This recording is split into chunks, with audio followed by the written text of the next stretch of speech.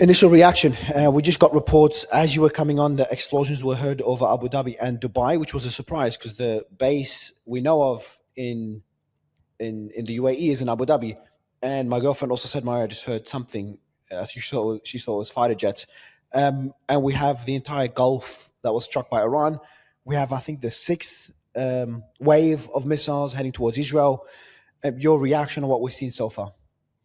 Yeah, alarms just sounded in central Israel, where I'm located, for the, I think, sixth or seventh time since early morning hours.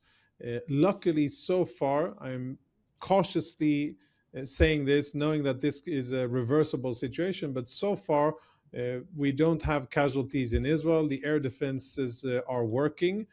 I'm cognizant of the fact that that may change.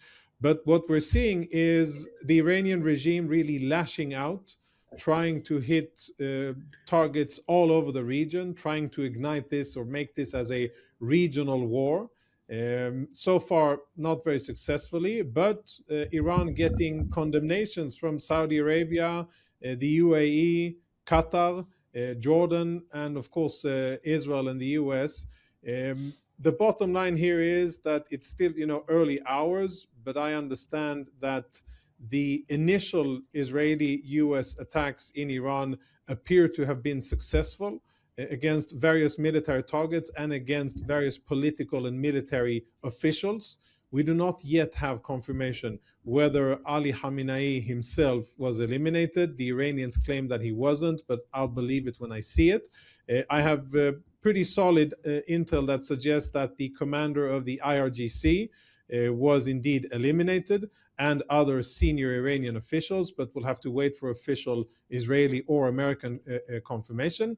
And really what we are witnessing, I think, and you and I, we've discussed the topic of the Islamic regime quite a few times. I think we are witnessing a historic event where for the first time in 47 years, the Iranian regime is actually on the offensive and actually having to deal with the consequences of so many years of sowing discord and instability around the world, of oppressing their own people and waging indirect warfare against Israel, the West, and the U.S. I want to go back to what we started talking about, which is the targeting of the Gulf nations. Now, you said Iran is trying to make it into a regional conflict. The way I see it is Iran is trying to, they don't want Gulf nations to be involved militarily, but they do want more pressure on Trump.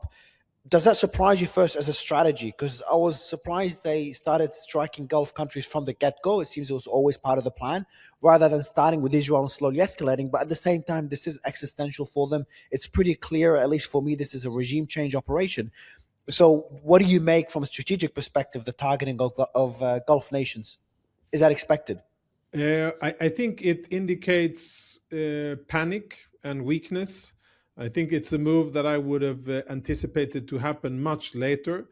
I don't think that it will bring the desired effect that the Iranian regime was hoping for, and it may be counterproductive. Maybe the Emiratis and the Saudis will find the courage needed to use the massive arsenal of weapons that they have to actually defend their sovereignty. We know that the UAE and the Saudis have quite significant and capable air forces.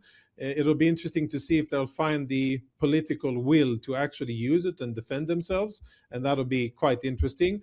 But I don't think that what the Iranians did will be very productive for them. And I think it's much more telling of them being in a crisis mode and perhaps panicking. Also an important figure, when you look at the overall amount of missiles and drones fired from Iran towards Israel, it is far, far below the amount of missiles that we thought that the Iranians would be able to fire, which may, not entirely sure that this is the case, but which may indicate that Israel and the U.S. have been so far very successful in suppressing Iranian ballistic missile fire. And at the end of the day, that is the equation. That's really what's going to determine the outcome here. How effective will Israeli suppression of Iranian missile fire be versus how many missiles can they get off, and then how well can Israel defend itself and other countries. So far, looking good for the free world, not looking so good for the Iranian regime, but it's of course very early hours. How can the regime survive this, Jonathan?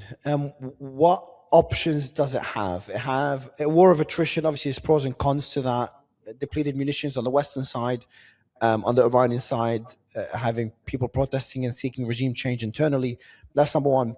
A war of attrition is number one. Number two is we talked about striking the city centers of Gulf nations. These are ballistic missiles launching from Iran on Iranian state TV. The Strait of Hormuz is a third one.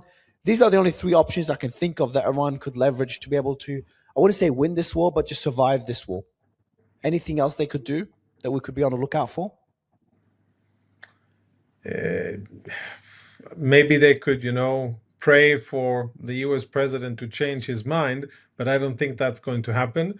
And Israeli commitment to Israeli safety isn't going to change. At this stage, it's very early, in the campaign, but the Iranian options look pretty limited in terms of their, the military tools that they have available, and the success of Israel and the US to mitigate the military options that Iran has.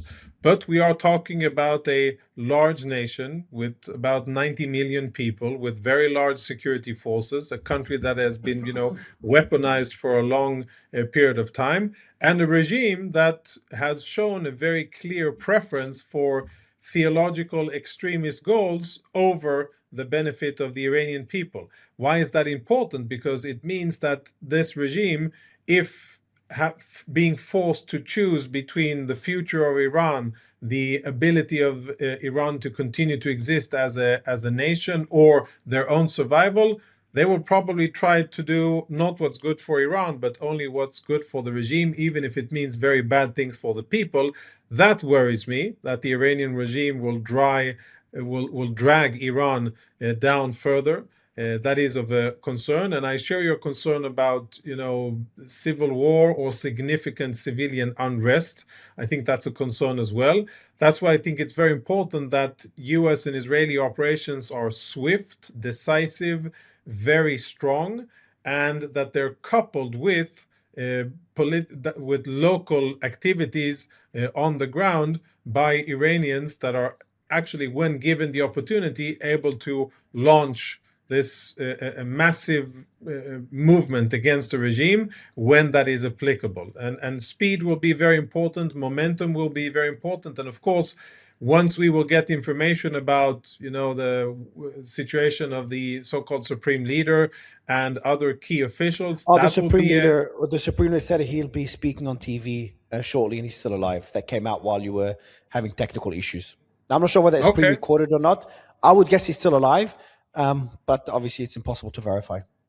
Yeah, it'll be very, very important for him to prove that he is indeed alive, and that it's a live broadcast. You want him to go on live broadcast because that's the perfect way for Israel to geolocate him.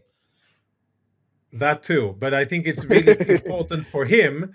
It's really important for him to do so, because otherwise it may not be good enough. And we know that that he and the regime have made preparations for just this scenario.